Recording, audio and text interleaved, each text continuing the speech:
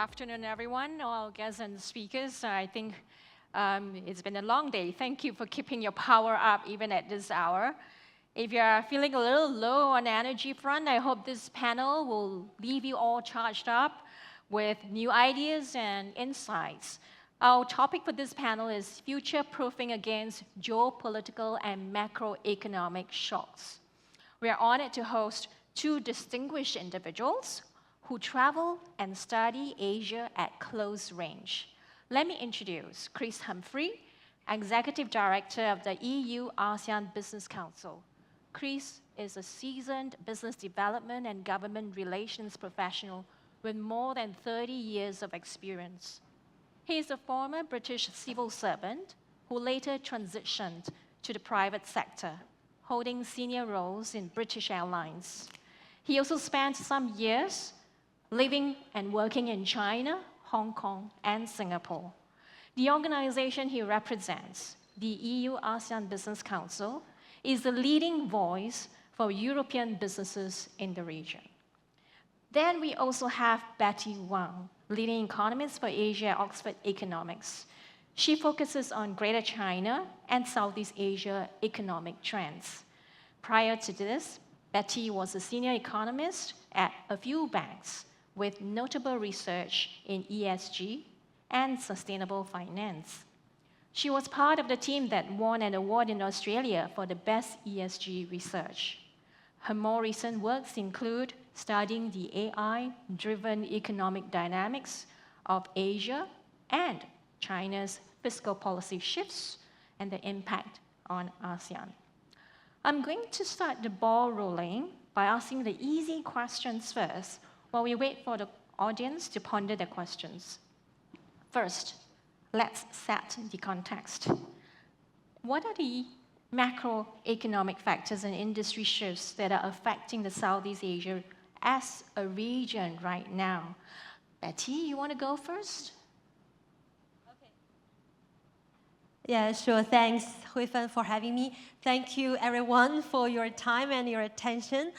I think it is a really epoch-making period as currently we are speaking. So I would name a few of the events that could have a long-lasting impact on the region as well as the global economic landscape. The first of all is, of course, the global trade schemes and also the tariffs that were announced by the US back to early April. So this is really a phenomenon that none of us had expected before then.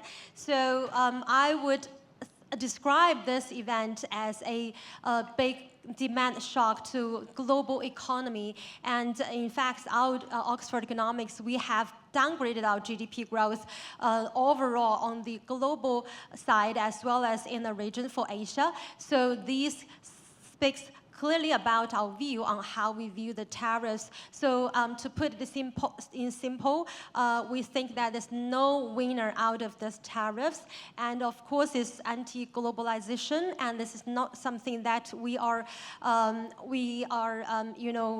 in favor of. Especially, we have been going through the globalization for quite a long time of period. So I think this is one thing that I would name. And the second is specifically regarding to the latest oil price shocks because of the Iran-Israel conflict or even tensions.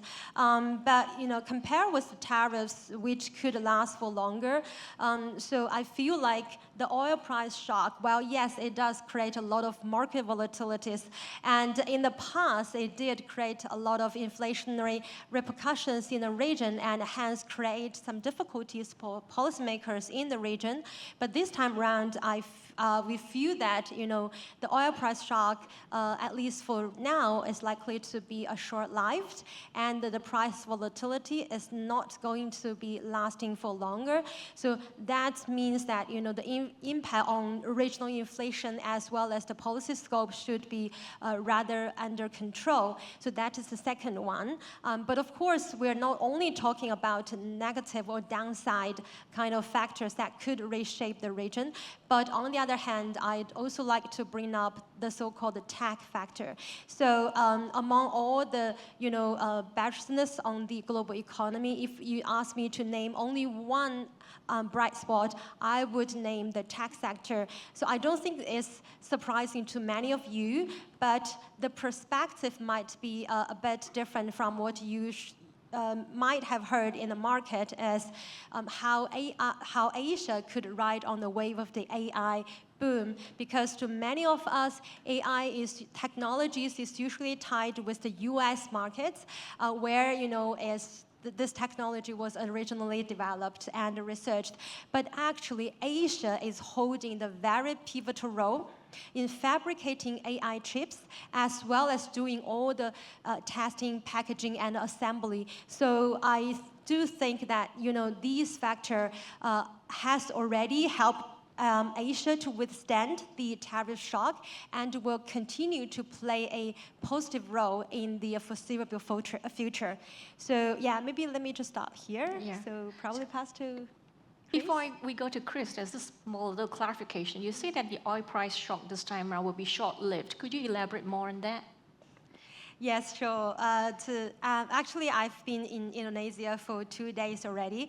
So I met quite a few of clients here, and the oil price shock is definitely something more concerning in Indonesia than the tariff shock, because I understand how commodity prices are tightly related to the Indonesia economy. But the reason why I say, at least at the current moment, that we don't envisage a long-lasting oil price volatility is because I think able to having that kind of long-lasting oil price volatility, or even the surge in oil prices, it will have to be two conditions in our view. The first is there will be a full destroy of oil export infrastructure in Iran, which seems unlikely at the current moment.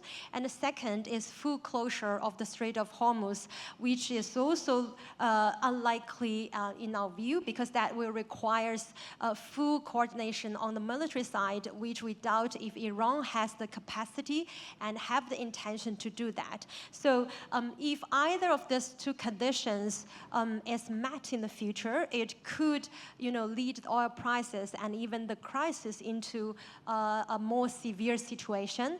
But as of now, we don't envisage any of this will be materialized. So that's why I said our core scenario is that still the oil price will fall below 70 level in the third quarter. So that should be having a very, very limited impact on Asia. Okay, back to Chris on the macroeconomic factors in industry shifts. I think I'd call them more macro-political issues, which are having an economic impact on businesses and on consumers. So we can start with the policy of disruption which is coming out from the White House since January the 6th, and I call it a policy of disruption because it's not just about tariffs, it's about other aspects of life as well. The challenges to the global world order as we know it. The tariffs, of course, no one knows what's going to happen in the next 2 or 3 weeks when the current pause stops being a pause. Are we going back to levels of 49% on Cambodia and 40-odd% on Vietnam and high levels elsewhere in the world, or would it be something completely different and no one knows? And when they do announce it, it could change the following day as well. This is causing huge uncertainty for businesses. But it's not just Donald Trump and his tariffs, it is conflicts in Russia, Ukraine, in the Middle East, which are having impacts way beyond their immediate theaters. So if you go back to Russia's invasion of Ukraine, the shock that caused for things like the price of cooking oils and wheat and maize, etc., which we're still feeling today as consumers and businesses still feel. And then you have things like the Houthis attacking shipping in the Red Sea as well. That means shipping lines aren't going through the Suez Canal like they used to, and that's adding 10, 12 days of shipping time from Europe coming into Asia and going back again. And that disrupts supply chains. All of these things together, though, they are causing huge problems for businesses and their future planning.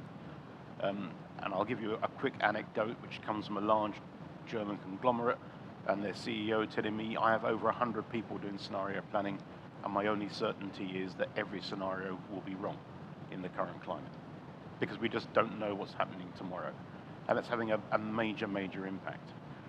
What I would say on top of that, I think this part of the world is offering some hope because we still have economic growth going on here, and businesses still want to come here and trade here and invest here as well. And I think that's a bright spot on the planet.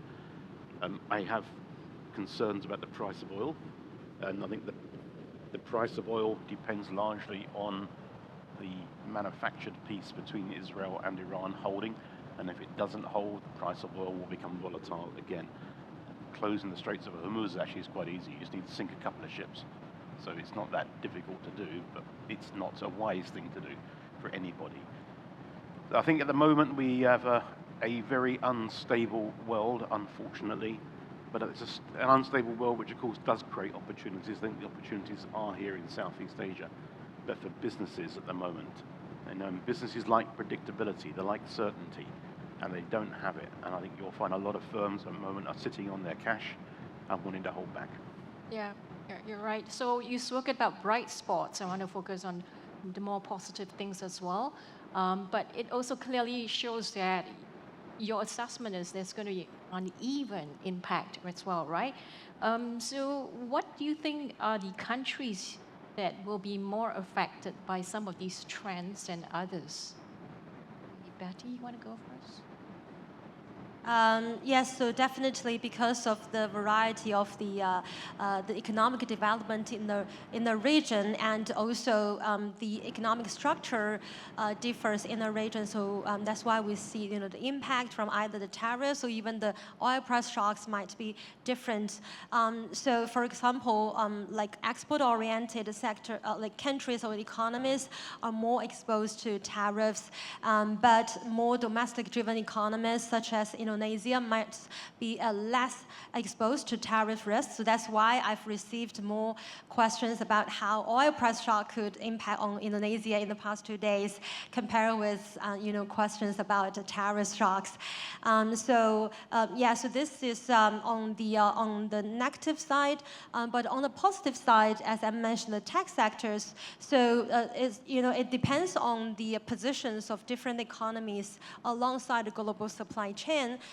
Specifically, I want to name a few of the economists who have already benefited from the fast involvement in the AI sector. So, for example, Taiwan, who is dominating in fabricating AI chips. So TSMC, which is the leading Taiwanese companies, who has actually produced more than 95% of the AI chips in the market. So definitely has benefited from this AI technologies.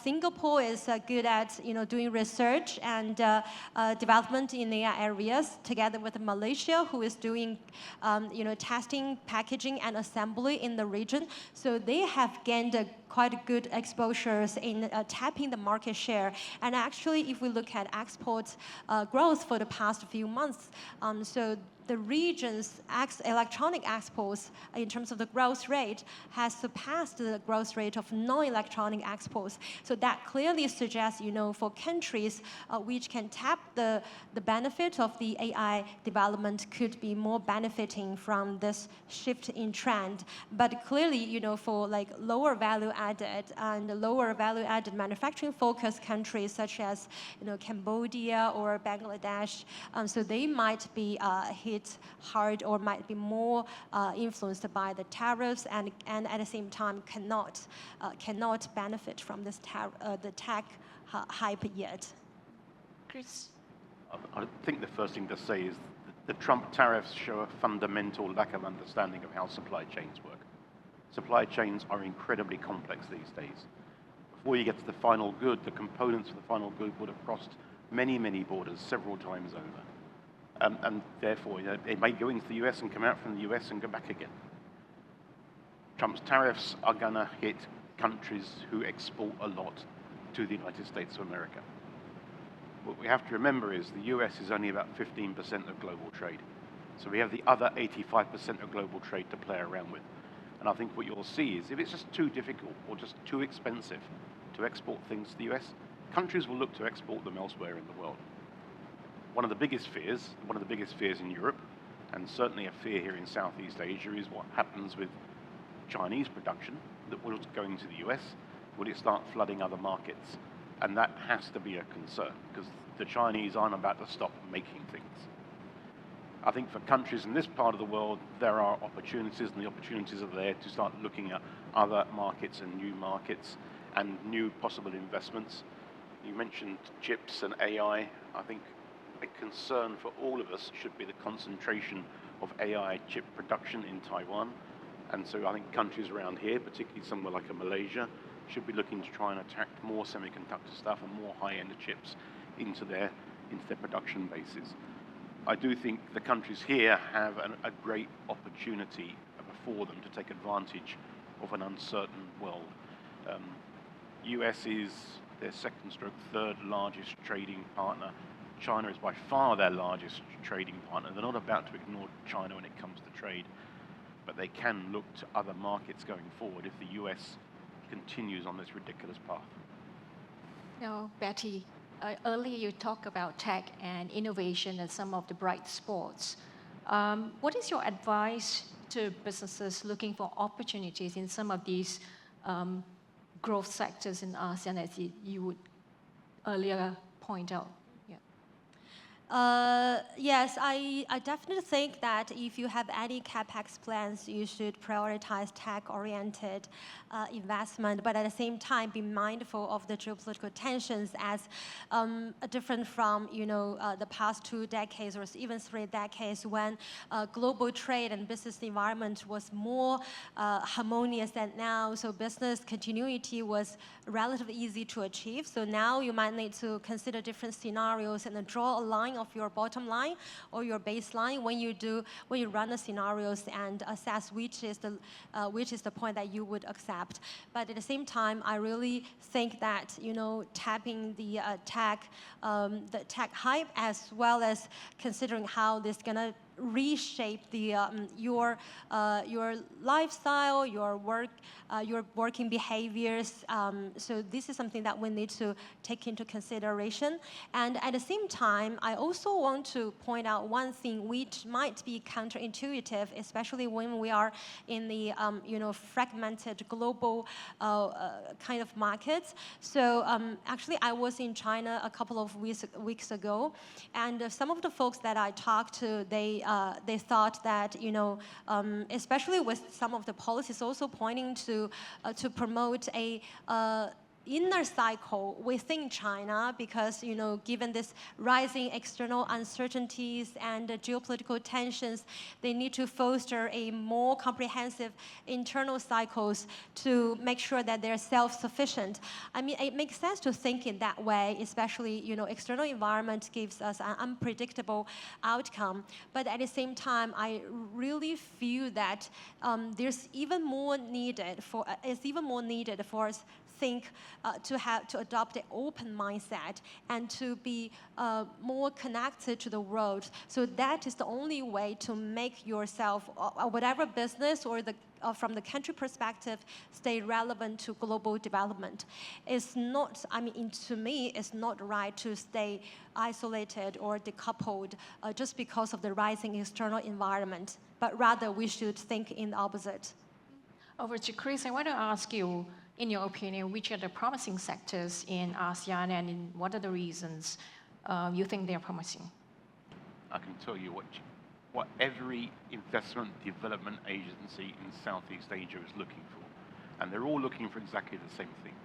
They want investments in data centers, they want investments in EV production, and they want investments in semiconductors. If you're a company working in any of those sectors, you can have a wonderful beauty parade with all of the development agencies and drive really good, hard bargains with them. I do think all are potential growth sectors, although, let's be honest, data centers employ nobody. They're just massive investments in capital terms. Any of those sectors, if you're working even tangentially with them, it's a great area to be investing in.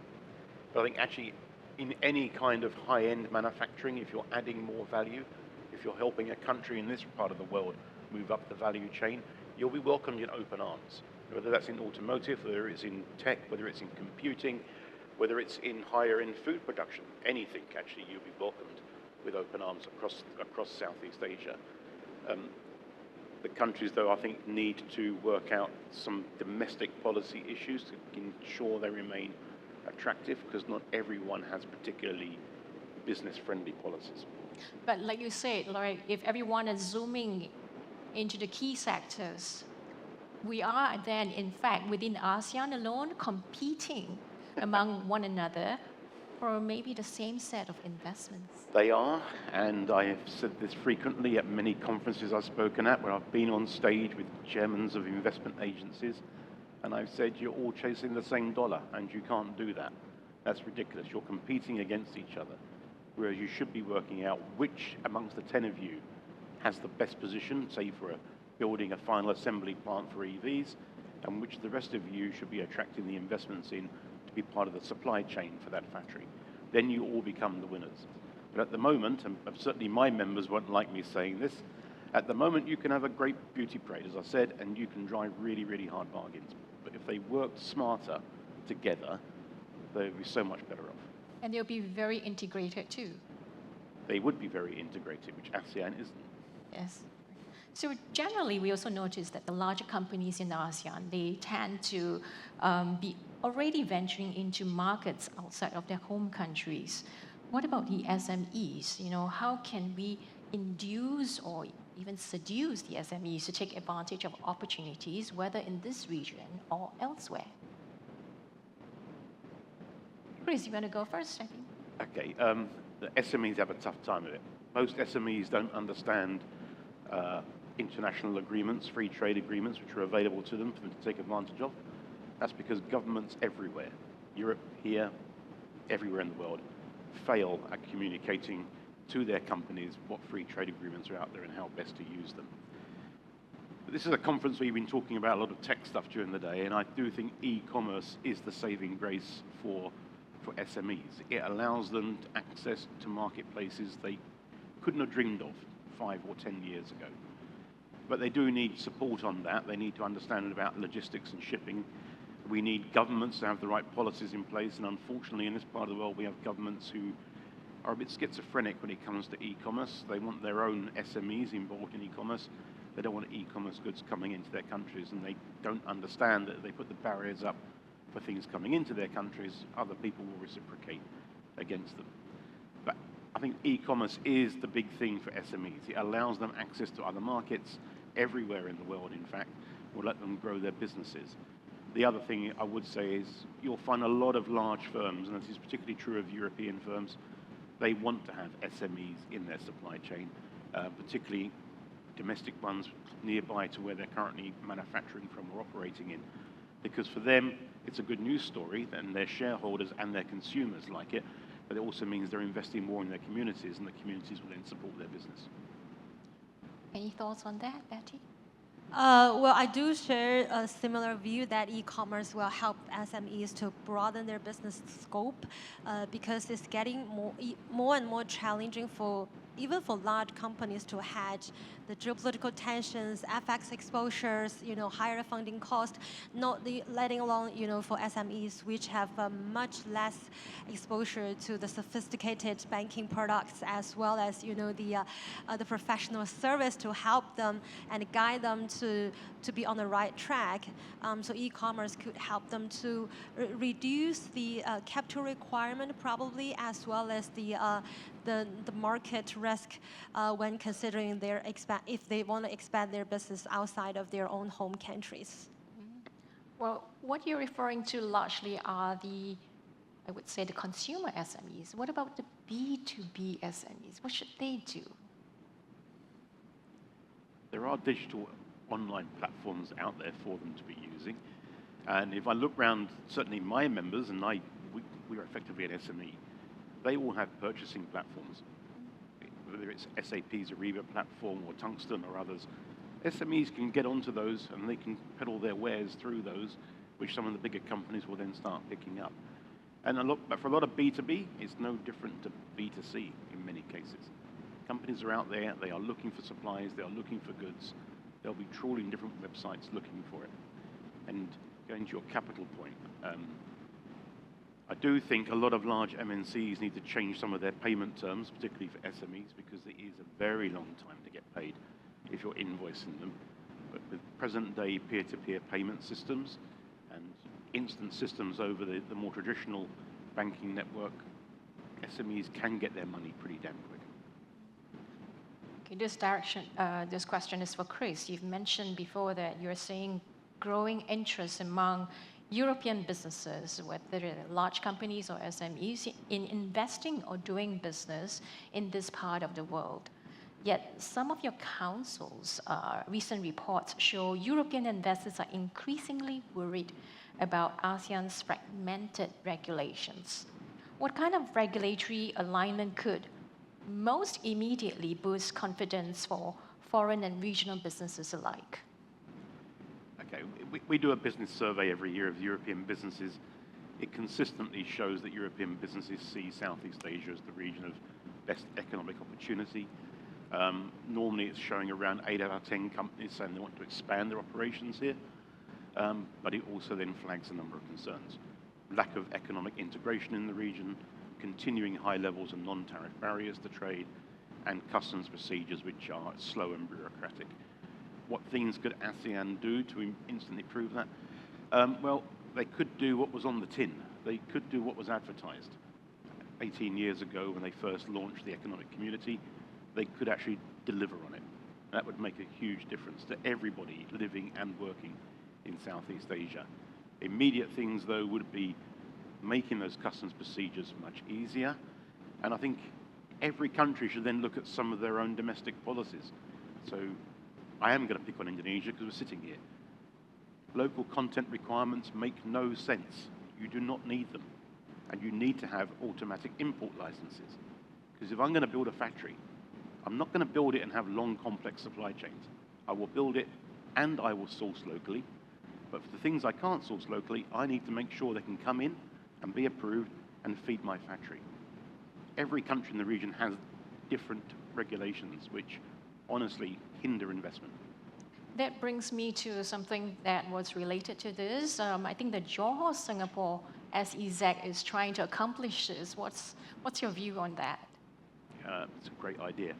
Putting it into practice will be a problem, and part of the problem is an infrastructure issue between Singapore and Malaysia. The two crossings are completely congested. Part of the idea of the SEZ is it's a free zone, and therefore goods need to move over those borders easily, which are going in and out from Singapore and Malaysia within the free zone, but they don't have the physical capability of building those green lanes. And of course, for both sides, it's a win. For Singapore, they can move the manufacturing they don't want into Johor. For the Malaysians, we can get more employment and hopefully higher end manufacturing at the same time. It could be a good example for the region. We'll have to wait and see. Yep. So now we've come to some questions. I see there are some questions on the board. Question one, what do you think the growth of SMEs in Southeast Asia's position with this geopolitical current condition? Anyone wants to take this? I think SMEs are always in a very difficult position. By their very nature, they don't often have the human capacity to think about growth and developing new markets. They often don't have the financial capacity for it either, because for many banks, they would see them as a bad bet when it comes to making investments or giving loans to. They need a lot more help from governments. They are, depending which country you're looking at, between 90 and 97% of the business and economic activity in those countries. They need a lot more help. They need a lot more guidance. Governments need to provide them, not with monetary support, but I think with legislative and regulatory advice support when they're looking to go into new markets. Another question here is the key step for ASEAN to build the human capital to lead in AI and deep tech. Would you like to take that, Betty?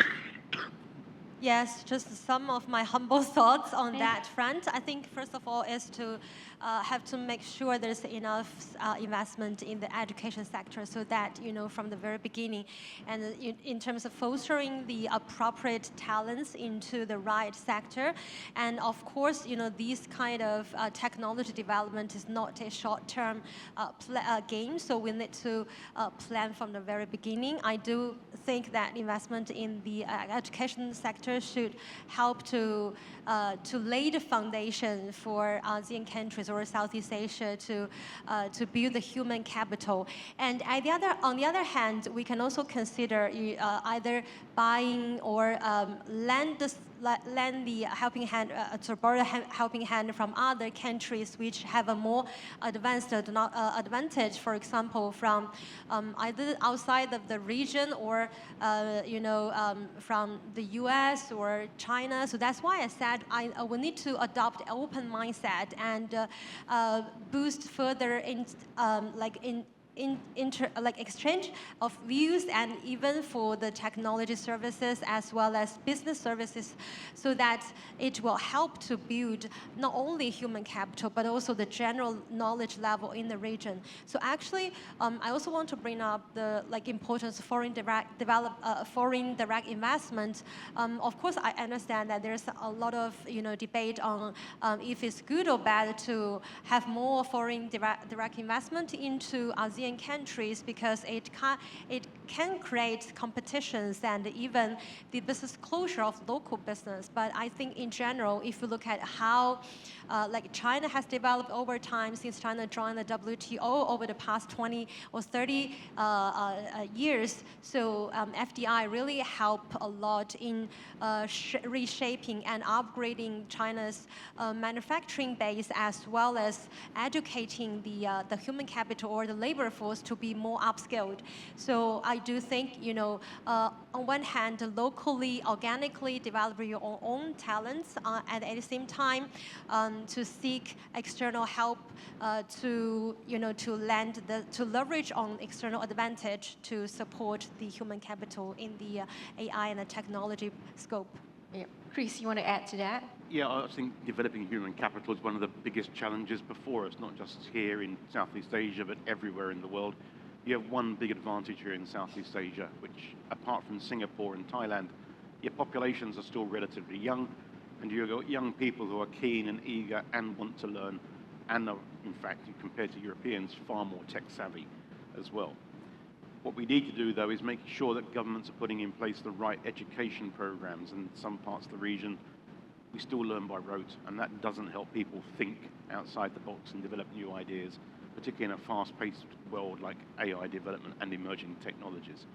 The other thing is we need to move within Southeast Asia to allow people to move across borders much easier with their talent, because not only does that help them get new ideas and take it back to their home countries, it allows them to experience new things. It will help businesses develop quicker as well. Unfortunately, I don't think we're ever going to be at a stage where an Indonesian can go and work easily in Singapore, or a Thai can come and work easily in Indonesia. But we need to be thinking more about this. I think for companies in particular, they need to be able to move their staff around the region to get different experiences and teach people in other parts of the business ideas and learn new ideas from them. Great. Next question is, how should ASEAN balance investing in current resilience versus future tech leadership? Oh, that's a huge, broad question. It's a balancing act, now versus future. Go on, Betty.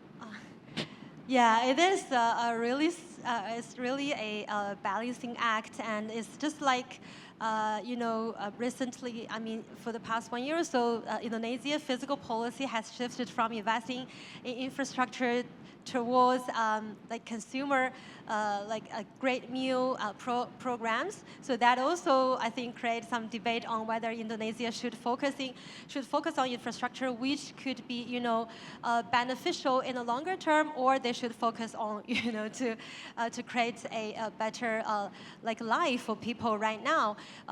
So I think it's always subject to debate which should come first, and it also depends on the development stage of each of the economies. For example, China has been investing in infrastructure for many, many years, and now China is able to be proud of this the world-class infrastructure. So that's why the government policy has been pushed to drive consumptions and how to grow China's consumer powerhouse. But for developing countries which are at the current level of development stage, I would think that focusing on the longer term growth could be a more appropriate to think about. But once again, it really depends on the countries that we're talking about. This is not an either-or question. The answer is ASEAN has to do both of these things at the same time. The good news is, if you went back to the ASEAN summit last month in KL, they have a plan. They've announced a plan. It's the Kuala Lumpur Declaration on ASEAN's shared future. It talks about building current resilience. It talks about driving ahead quicker with ASEAN regional integration to make the region more insulated against external global shocks. But it also talks about the future. There's a whole section talking about making the region greener and more sustainable and more climate adaptive. It talked also about tech and the future and promoting more use of AI in the region. They need to do all those things at once, whilst at the same time, of course, finding jobs here in Indonesia for 2 million people every year entering the workforce. No mean feat. But they have the answers. They just need to execute those answers. Another question here is on regulations. Asian regulations lag behind tech. What bold reforms are needed?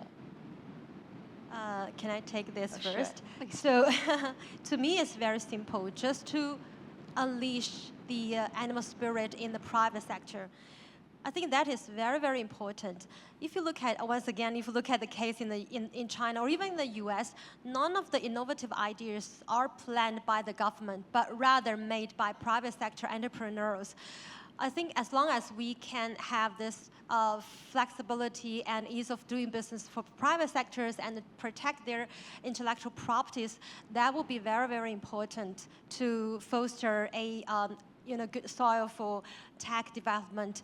And exactly that's what has come into Chinese policymakers' mindset, and that's what we've seen that the policy stance on private sector has loosened quite a lot.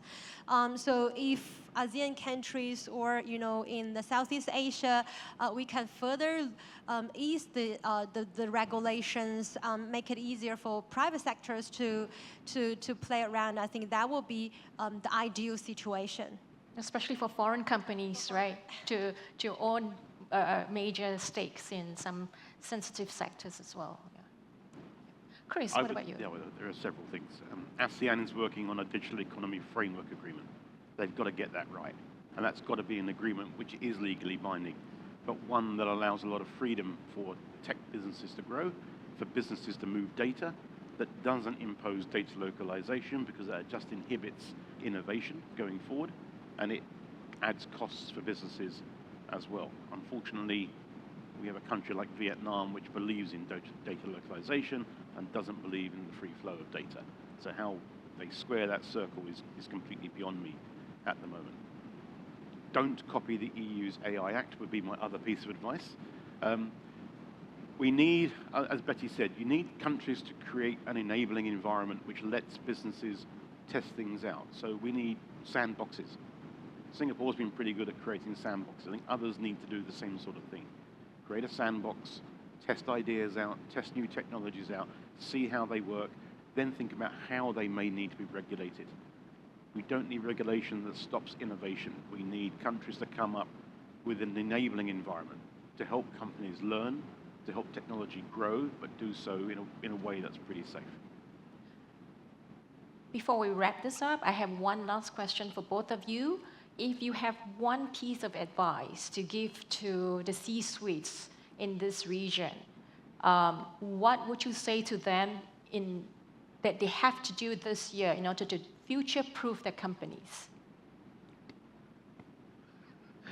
I'm going first, thank you. They need to think long and hard about what their supply chains are looking like and think about diversifying them. They also need to make sure that their politicians, their political leaders, are delivering on things like ASEAN regional integration. It doesn't matter if you're an ASEAN company, a European company here, or a US company here. I think we need to make sure the political leaders of the region understand the importance of ASEAN being a truly integrated economy. Thanks, Grace. I think the diversifying supply chain is also something in my mind. So in that case, I will add one more from my side. So I do think adopting an open mindset and conducting a scenario analysis for your CapEx would be something more suitable to do at the current environment. So that would be one piece of advice from me. Thank you, both of you, and thank you to the audience for your questions as well.